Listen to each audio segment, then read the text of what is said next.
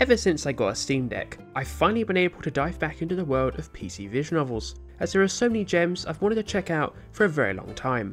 One of these titles is Legacy no Sona-Nyl, or as it's known in English, Sona-Nyl of the Violet Shadows, which finally got its long-awaited Western release in December 2023, more than 6 years after MangaGamer first announced the game for the West. It was worth the wait, and in this video, I'm going to tell you all about it.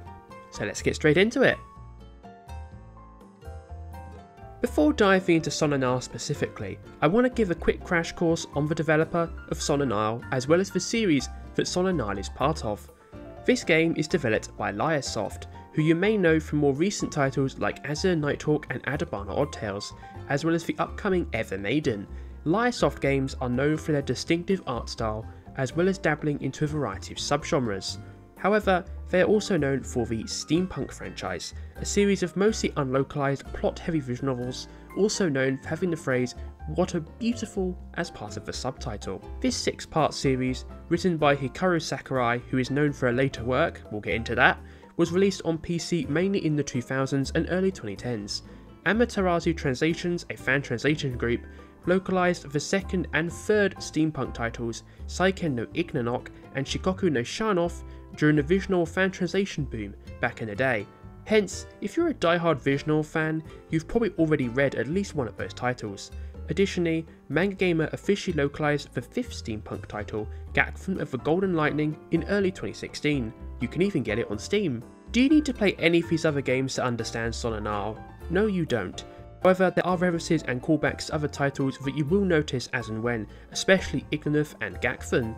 It's kind of like the science adventure series in terms of interconnectivity, so while you can, and should, enjoy Sona-Nyl as a standalone experience, it's worth bearing this in mind. Sona-Nyl was originally released in Japan for PC as an adult-only title, and in a rare move from Liar-soft, received official console ports for both the Xbox 360 and the PSP in 2014. What a weird platform choice. Like many visual console ports, this version added all new stories in place of the adult content. MangaGamer announced Sona-Nyl for PC in 2016, although it would take 6 years for the localization to finally release. Part of the reason is that Sona-Nyl's English version is a technical marvel. It combines both the 18+ PC release and the console release into one massive Ultimate Edition. Given all 3 versions run on different engines with different resolutions, and even includes the text selection minigame, this game was a technical challenge to port. While I played the Steam Refrain version of the game, there is an official 18+ patch available on MangaGamer if that's your thing. While it's not mine, I appreciate the work the localization team put into making it playable officially. So why am I going over all this information before jumping into the game itself? It's because not only do I believe more people need to know about it, but also this extra effort and subtleties greatly enhance my time with Sona-Nyl. It's also why I believe the official Steam release of Sona-Nyl of the Violet Shadows is the ultimate way to experience the world of Sona-Nyl. Sona-Nyl is a story that reveals its secrets slowly, baffles and amazes in equal measure with its setting and tone, but also devastates the reader the more you come to care about its characters and world the further in you go, and both are very captivating. Sona-Nyl is set in an alternate universe in the early 20th century. In this timeline, New York was mysteriously destroyed 5 years prior to the events of Sona-Nyl. Everyone in the vicinity mysteriously vanished, and New York was locked down and quarantined by the US government. Much like the actual US government behave in the modern day, what happened was covered up and is shrouded in mystery. You switch between 2 protagonists throughout the story. The first, Lily the Stranger, traverses a bizarre alternative version of New York, deep underground. She travels alongside a mysterious man, A, who swears to protect her at any cost, using magical shadow forms to eliminate threats. These threats are both the angels, evil beings that drain the life force of humans to turn them into metal, as well as fully metallized humans that are automatically drawn to Lily. Yeah, kinda like Growlands A Wafer of Time if anyone's played that. The angels in this world are your enemy, not your friend. It's an immediately compelling premise, greatly aided by a large cast of supporting characters Lily meets throughout her journey. In every district of underground New York she passes through, Lily gets to know many locals. They range from the blue-haired fighter Milla to mother and daughter Juliana and Katrin, and also catgirls, most notably the Shat. There are even a couple of people based on real historical figures, which is a whole can of worms in its own right. Lily is altruistic, friendly and kind. she's driven and determined to meet her goal, defining the game as the horizon. She's also quite naive and vulnerable, and these positive and negative traits add charm to her character. Lily is a great protagonist, and I love her a lot. A is a mysterious man of few words, who wears a train conductor outfit. He can appear quite elusive, especially given his goals are initially unclear. He can appear quite elusive. However, his dedication to protecting Lily is unparalleled, alongside his deep kindness. While their personalities and backgrounds are polar opposites, Lily and A gel so well together. It's worth noting that although there are some action battle segments throughout Lily's story against the Angels, these are few and far between. Instead, these sections serve as a payoff to the time you spent in an area of underground New York. After becoming attached to the various inhabitants of each area, as well as a few recurring characters, most notably Mal the Catgirl and strong warrior Lucky Luciano, Lily and A fight back against each angel, often killing them in one fell swoop using A's powers. They're dramatic and fun to watch, and wonderfully narrated, and you can tell why Sakurai later began working on the Fate franchise. What greatly helps is the presentation. Underground New York oozes a unique art style by Akira, who has worked on other steampunk titles with Liar-soft. Sona-Nyl is their most well-known visual work, however, and it's easy to see why. The unique atmosphere is a series of juxtapositions, a world that feels so real, yet so surreal at the same time, a world you know is underground, yet also has a twilight purple sky, acting as if it's on the surface, a city that feels so urbanised, yet is peppered with so many natural features like mushrooms, you question whether you're even in a city. It reminds me of both solarpunk and cyberpunk alike, which are both two heavily contrasting aesthetics. It's both unique and memorable, and I love it so much. Another juxtaposition worth discussing is the other protagonist, Alicia Wentworth. She undergoes a similar journey, albeit on the surface of the ruined New York City, alongside her robotic companion, John. She managed to sneak into ruined New York and try to find a way to the epicenter of the ruined metropolis, which resembles what you'd find in modern day post-apocalyptic films and war zones in other parts of the real world. Alicia's sections of the story are brief compared to Lily's, as much of her character development takes place in the interlude sections in between each chapter. Alicia's interlude portions are prequels to the main story and introduce a few noteworthy characters of her own, most notably her best friend Vivi. In the prelude portions, Alicia is quite an outgoing, chatty airhead who's studying hard at a university in nearby Massachusetts. These prelude portions are mainly slice of life and are seemingly disconnected from the events during the main story. However, they all serve to add important context, plus are also a nice change of pace on their own merits. Over time, Lily and Alicia's separate journeys begin to come together as the mysteries of this world's New York slowly reveal themselves. The early chapters of Sona-Nyl serve as world building to introduce the world and their journeys, whereas the latter half serves as the payoff. There is a core theme for both Lily and Alicia's journeys right the way throughout the game, from the very beginning. Emotions. I'm going to keep this as spoiler free as possible, because not only are both journeys beautifully told, but I do believe this is something you have to experience yourself. I don't think I'll be able to do it justice in this video, even if I were to spoil everything that happens throughout their journeys, and trust me, a lot happens. Starting with Lily, at the start of Sona-Nyl she is fairly emotionless because of her circumstances. She's fallen to this mysterious city with no idea what's going on. She's having to learn about the world around her and her mission in detail. As a result of all her experiences with the people she meets, she starts to develop emotions, and thus can express herself more vividly.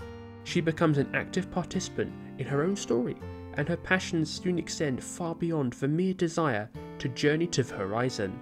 If I were to make a comparison to JRPG characters, I'd compare Lily to Altina Orion from Betrayal series. She undergoes a similar character arc throughout the Cold Steel saga. If you've played that, you've got some idea over what Lily's arc is like, although there are some key differences too. Now on to Alicia. As Alicia explores the ruins of New York, she's also emotionless, but for very different reasons. She's so pragmatically minded and comes across as quite cold and passive, and this is a stark contrast to what you see of her in the interlude flashbacks. That's just one of many mysteries Sona-Nyl poses to the reader that you have to find out for yourself. What I will touch on though is that she does begin to feel emotions, but in a very different way to Lily. Instead of learning emotions for the first time, she's feeling emotions she's been trying to suppress all this time. This is compounded by the constant isolation and desolation Alicia battles daily, After all, she only has a robot for company. It's emotionally devastating the more you discover why Alicia is in the position she's in, the burden she carries, and how coming to New York changes her. If I was to make another JRPG comparison, Alicia is kinda like Kohaku Hearts from Tales of Hearts. That's a pretty underrated Tales of game, by the way, go play it. Both character arcs are beautifully told. Lily and Alicia are the main stars of the show in Sona-Nyl's world, and their journeys throughout both versions of New York are both captivating and thought-provoking in equal measure. It's easy to sympathise with both heroines because you want to see them reach their destination. Additionally, the wider mysteries surrounding the world are intriguing in their own right. You will want to read through this story to the end. And speaking of which, what kind of visual novel is Sona-Nyl to begin with? Sona-Nyl is not a visual novel that you can easily categorise by subgenre. I kind of alluded to this earlier given I mentioned that Liar-soft have dabbled in multiple genres, and these kind of genre hybrids are part of the reason why. Sona-Nyl is a blend of multiple different subgenres. Eroge is the easiest subgenre to define given the original game, well, wasn't eroge.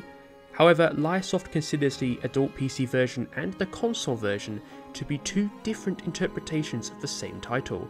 Sona-Nyl also falls into both plot gay and naki gay territory, given this game has some fantastic world and character building that will both make you cry and satisfy your brain with lore and world building as well as character building. Chanigi also fits in with Sona-Nyl due to the battle segments within Lily's story. It's a really unique blend, as I'm sure you can gather. The most underappreciated categorization, surprisingly enough, is otome. While Sona-Nyl is not an otome game, the vast majority of romantic pairings in this game are explored from the perspective of women. The most notable examples are Lily and Alicia, given they have romantic feelings for other men. However, other characters Lily meets and connects with throughout her journey are mostly women, so when Lily listens to their stories, she hears the perspectives of women, including romance. There are also some subtle LGBTQ+ themes near the beginning of Sona-Nyl too, given that Lily attempts to pass as a boy while trying to establish her identity early on in the underground. While this cross-dressing, gender-presenting element doesn't carry on throughout the story and world like in, say, Jack Jian, it's worth mentioning. Sona-Nyl isn't a queer game by any means outside of this subplot, however it does borrow from queer media in terms of its unconventional romance, as well as using gender presentation to explore and forge identity. This is something many gender questioning people do while they work out who they are on a fundamental level. Given that Lily was at the onset of her personal and emotional journey at the time, this plot device makes perfect sense, especially when you consider how supportive the characters around her are at this point in the game, especially Milla. While I'm on themes, now is a good time to discuss the trigger warnings, so here is the list.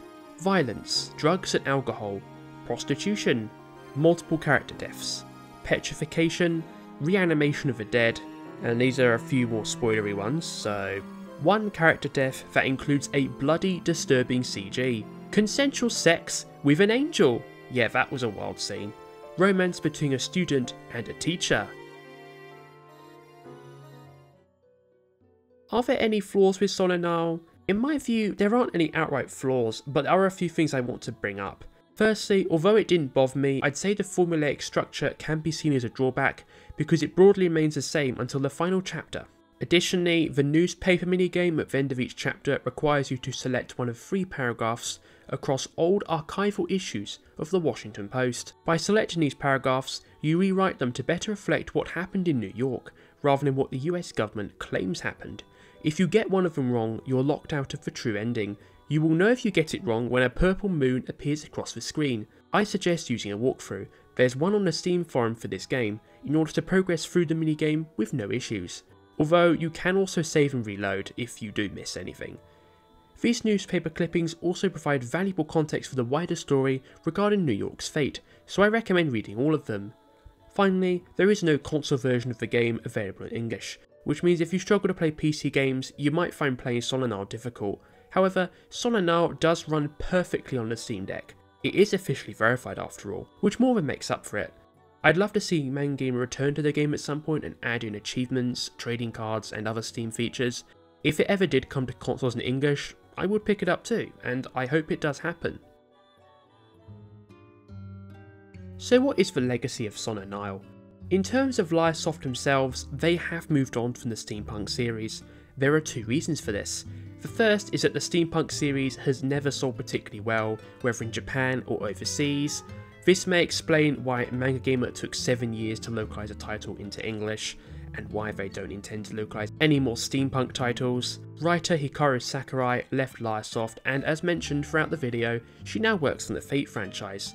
Although a 7th steampunk title was announced many years ago, with Sakurai as both the writer and director, this new title will likely never see the light of day, so it's safe to assume that the steampunk series is now finished. However, that's not strictly a bad thing. Visual novels are a niche medium, and much like more well-known classics like Two Heart, Sakura Wars, and Ever 17, standalone stories within a franchise can, and are, appreciated for what they are, long after their original release. They too, much like the journeys of Lily and Alicia, are emotionally moving in their own unique ways. While Sona-Nyl is nowhere near as popular, fans of the game do look back on it, as well as the wider steampunk franchise, fondly. It's a product of its time, but MangaGamer's fantastic PC port greatly helps Sona-Nyl feel like a brand new title in the 2020s. If you're a fan of visual novels, especially plot gay, otome, or Fate more generally, I highly recommend Sona-Nyl. It's easily one of the best VNs I've read in some time, and is among my favourite PC exclusive visual novels that I've read to date.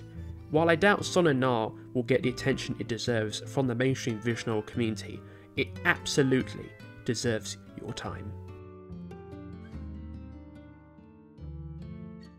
Hello, and thanks for watching another retrospective video here on Milla's Game Room. I really appreciate it. I didn't originally plan to make a retrospective video on Sona-Nyl, but after reading this game early this year, I just knew I had to do it, and I think it's turned out really well. I've also upgraded my tech a bit, so I've had a new setup to get used to, but I'm hoping that it's already showing in the quality of the video. Couple of addendums now. First of all, I forgot to mention the music. Mutt's Music Studio, a team of 4 composers, worked on the soundtrack, whereas another duo, Blueberry and Yogurt, worked on the opening and ending themes. If you've never heard of them, they've worked on a ton of visual novels, including the other steampunk games. Secondly, I also found a fan music video for Sona-Nyl that a fan, Pluvia, made back in 2018. Hopefully YouTube lets me use the opening portion of the music video in the final part of this video, as I think it fits perfectly when talking about a legacy. If you didn't see it, I had to remove it. Regardless, I've left a link to the full music video in the description. Please go check it out, the song is great. And finally, I got my first channel member with my climate and sustainability video. Thank you so much to Michael Sinclair for your support, I really appreciate it. If you'd like to support the channel and can afford to do so, you can become a channel member using the link in the description below. Additionally, liking, subscribing, commenting and sharing this video around will help a lot. Thank you so much. Anyway, that's going to do it for today's video. Thank you so much for watching. Have a lovely day. Bye bye.